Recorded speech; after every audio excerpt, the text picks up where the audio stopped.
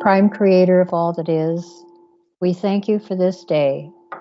We thank you for bringing us together and for the progress we are making. There is commitment and love and joy in our hearts that we are here together doing this work. We acknowledge the greatness of the power within our spirit that is you, and we are humbled and honored to know our station. Let it be so, and so it is.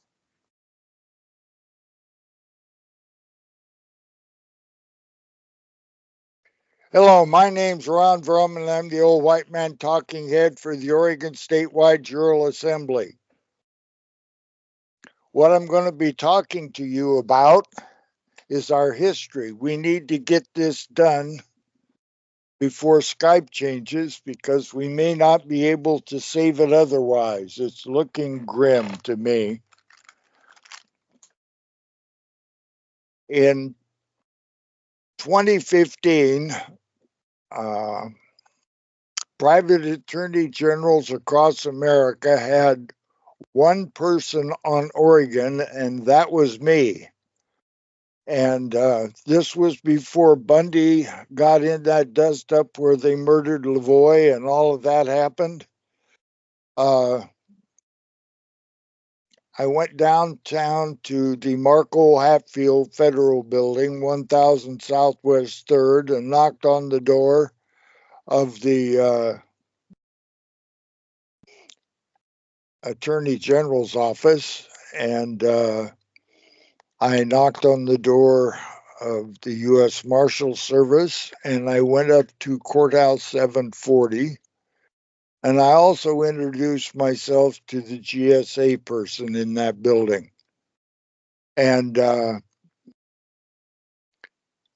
was two marshals at that time. One was inside the building and one was outside the building, and that was Brian Kelly and Carl Nobbs.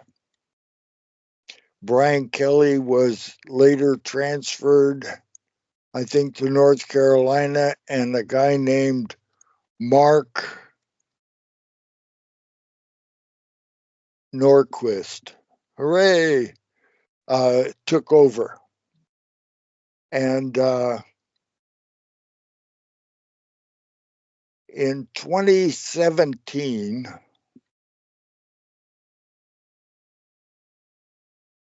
Camby's Murati and Ray Sinkle and I went down to the Marco Hatfield building, and we were going to start draining the swamp there as Trump was draining the swamp in Washington.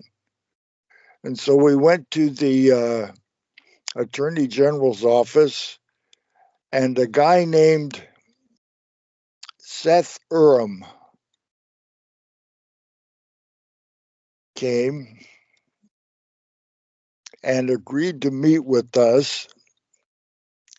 And we started a series of meetings weekly with him, and we went over all kinds of stuff.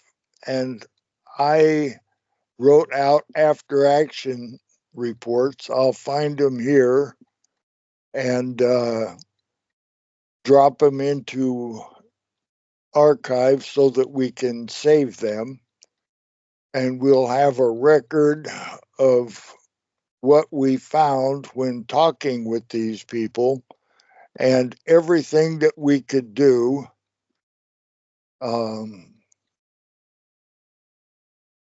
It was quite acrimonious. They had a pretty beat up glass covered table that 6 people could sit around comfortably. And it looked like they never cleaned it or ever gave it any maintenance at all. And I mentioned that to them for whoever did their janitorial service. It might be a good idea to clean that. Instead of cleaning it, they removed it. And we had no table, which was just exactly where their mood is. They have nothing whatsoever to do with Article 1, Section 1. But we continued to have the weekly meetings with Seth Urim and recorded them in our after action. And about this time,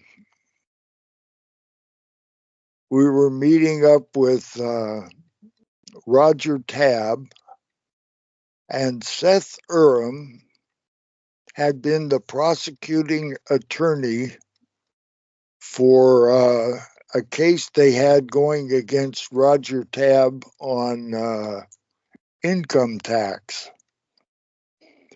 And Roger had been placed in house arrest, I think they called it. And I don't know how long, maybe for a year. I don't recall. I was not involved with Roger at that time, but both Ray and Cam were.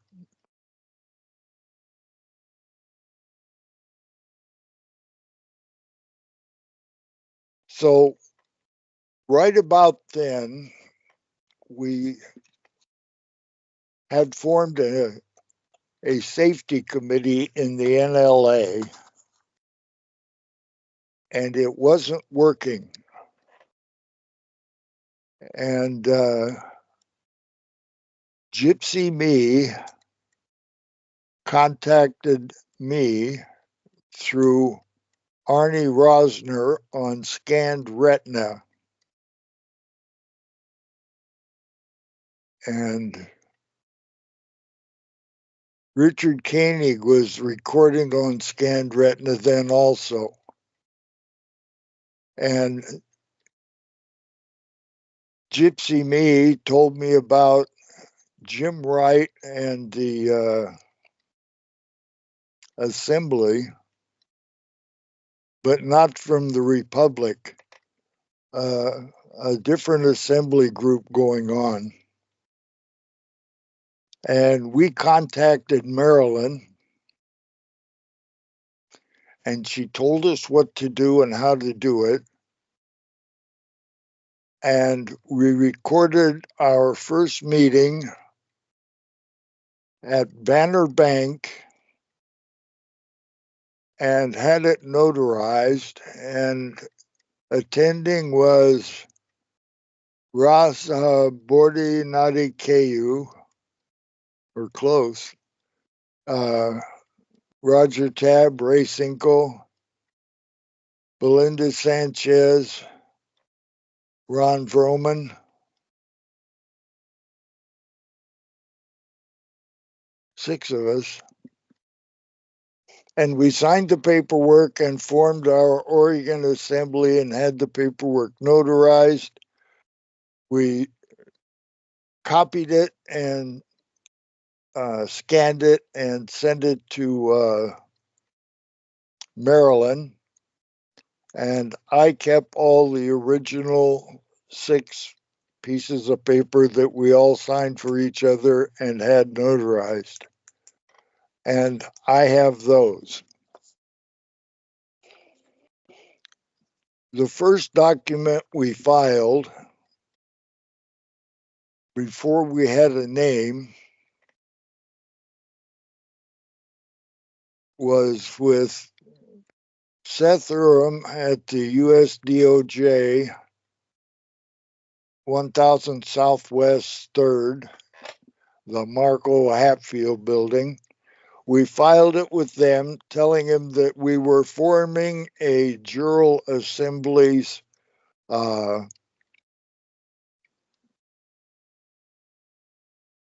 jury pool. And I was the first one on it, and Ray and Roger were witnesses, and I took that down and filed it with the DOJ. And so we are on record as a First Amendment, Article 1, Section 1, and we were forming a grand jury pool.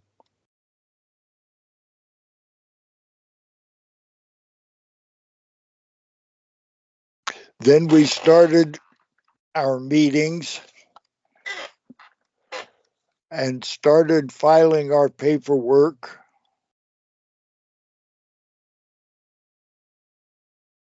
And boy, I filed a few pieces of miscellaneous paper, and we took a court of 4, Roger, Ray, and I, and a guy named Brown, Al Brown. Went to the archives with an appointment. Mary, who was in charge of the archives when the appointment was made, was relieved of her job, and Stephanie was promoted to the archivist.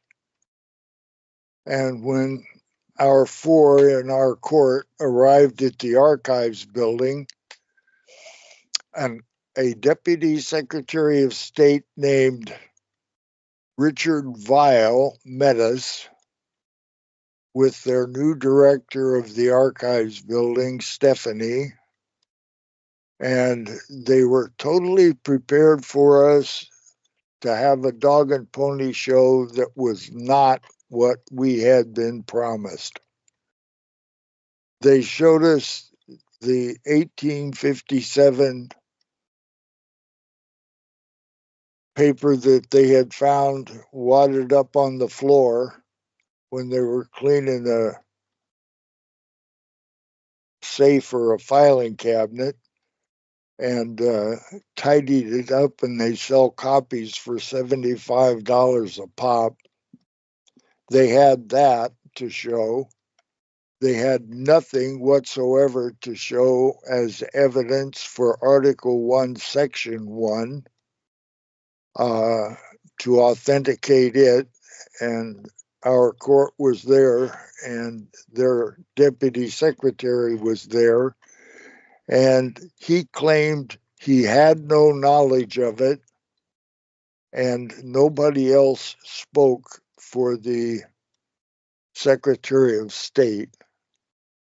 And they would not identify any proof, any evidence of Article 1, Section 1. They had no statehood documents at all. They had nothing from 1859, and the Deputy Secretary of State claimed no knowledge of where the repository of that information was. And that concluded our meeting.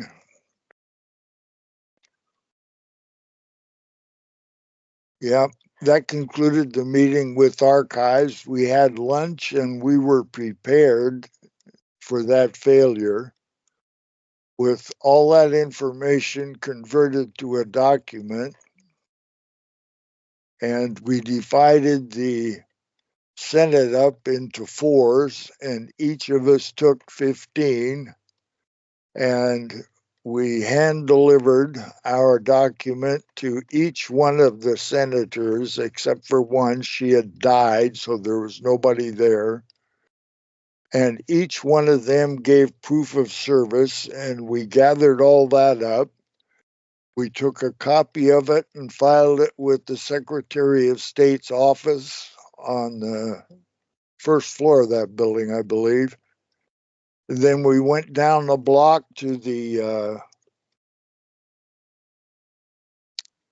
Oregon Department of Justice Attorney General's office, and they accept service for everybody that worked for the state of Oregon. And so we filed one with them and have proof of service.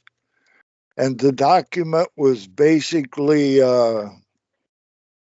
Article 7 amended as bogus, and you guys know it, and you refuse to do anything about it. And that was basically the document. And so I don't recall the date that that happened. But as Camby's wasn't with us, it can be identified by date. That was about the same time that we were filing paper with the sheriffs, and we got as far as 2. We filed with Pat Garrett in the Washington County Office of Sheriff, and then we went to Multnomah and filed it with Mike Reese's office. And then we ceased filing that paper with those folks in the sheriff's department and proceeded with our own housekeeping and developing Ex parte Milligan. And we had that signed, sealed, stamped, witness, proof of service, and published. We formed our Article 3, Amendment 7 Civilian Common Law Court of Record, and that was the same way. William got all of this, or most of it, published, and we have started keeping a court of record. And I think that was June 2018. And I yield. Hi, my name is Charlie White. I'm with the Oregon Statewide Jural Assembly. I'm speaking to the sheriffs, one and all. The ball is in your court. We kicked it into your jurisdiction, which is separate from ours, unfortunately. It really is one team. It really should be one jurisdiction, you and us, sheriffs and the people. It is, or rather should be, one jurisdiction, but your training, probably from childhood, from mass public perception, has been to join the realm of the corporate jurisdiction, which is the entity that pays you to do what you do and has for the last over 100 years. You can join our team, that of the people, with a simple turn of a mind switch. A tool to assist in this process is to consider taking a proper oath and all that it means to the proper Constitution, with its original jurisdiction, and with the laws of nature and of nature's God, as stated in our unanimous Declaration of the 13 United States of America, still alive and well, unfortunately misunderstood and often ignored. The last several months we have posted and made publicly available what we consider a proper oath for the persons in our governance. Sheriffs are our first effort at insisting on a proper oath, for it is the sheriffs who are in their county position to protect and defend the people from ticketing or sending people to the illegitimate amended Article 7 courts that should not be. From governance overreach and taxation that takes seniors' equity, their forever home, and all they possess by enforcing conviction. It takes a shift in the mind. It is the recognition of one's allegiance to life and that which is God-given, rather than criminalizing living, God-made beings from a dead corporate entity. Our sheriffs are our first protection against governance overreach. Please take a solemn oath. It's needed for there to be remedy in our authoritative system of governance. Once a sheriff cognizes the importance of the proper oath, they can see themselves as truly one of the people, rather than as a corporate entity meant to enforce our compliance to the bidding of the state. Therein is offered greater freedom, cooperation, and peace in all our dealings with the people, the public, and our governance. Let it be so. They do not want to let go of this. They do not intend on losing here. And we do not intend giving it back to them. And then the bullets started flying, and then he jumps out of the car, and he's got both his hands up. And he got out of the car, and he had his hands in the air. He's like, just shoot me then. This is what you want, just shoot me. And they did. They shot him dead.